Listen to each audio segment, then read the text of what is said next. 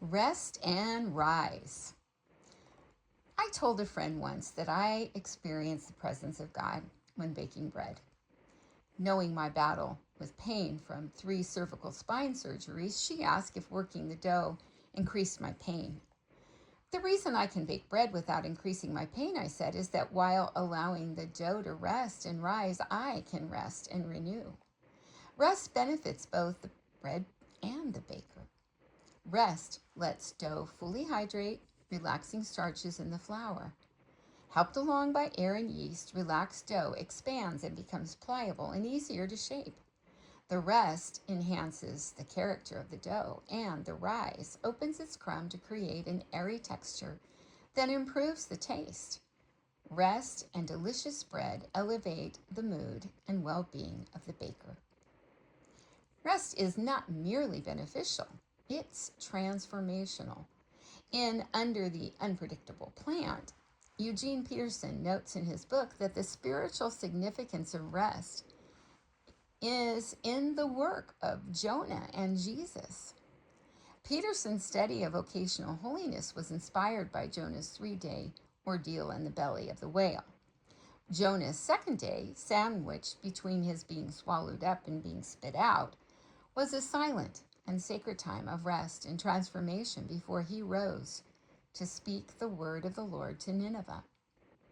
Jesus' 2nd day in the grave, Saturday, provided him a Sabbath rest from that which separated the painful work of Good Friday from his glorious Easter Sunday resurrection. Peterson's reflections showed how Jesus' 3-day ordeal, from the garden betrayal and the cross through the tomb to the resurrection, could be likened to baking bread. As the bread of life, Jesus' body, like dough, rested in the grave after having been bruised and broken, like dough that is worked in the kneading process. Once the leaven of sin had worked through his body on Friday, he rested Saturday. Eternally significant promises were fulfilled that 2nd day, the silent Saturday, in preparation for his promised and victorious Sunday rising. Still, a recovering work and ministryaholic, I do not rest easy. But the Lord God has taught me through my broken and weary body how to rest, how to Sabbath, and allow his Spirit to transform me through his life and truth from the Lord's work. Rest seemed a waste of precious time, better invested in people and kingdom work. Well, I now know that rest is a divine and sacred invitation to spiritual renewal. Jesus said, "Come to me, all who are weary and heavy laden, and I will give you rest. Take my yoke upon you and learn from me, for I am gentle and humble in heart, and you will find rest for your souls.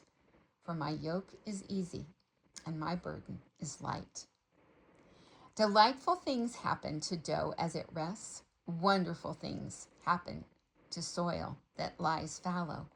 And miraculous things happen to souls that rest in the presence of the Lord God Almighty. May we all rest and rise renewed to know the Lord and delight in him. Psalm 46:10 says, "Cease striving and know that I am God." Isaiah 58:13 and 14 says, "If because of the Sabbath you turn your foot from doing your own pleasure on my holy day, and call the Sabbath a delight, the holy day of the Lord honorable, and honor it, desisting from your own ways, from seeking your own pleasures, and speaking your own word, then you will take delight in the Lord, and I will make you ride on the heights of the earth, and I will feed you with the heritage of Jacob your father, for the mouth of the Lord has spoken."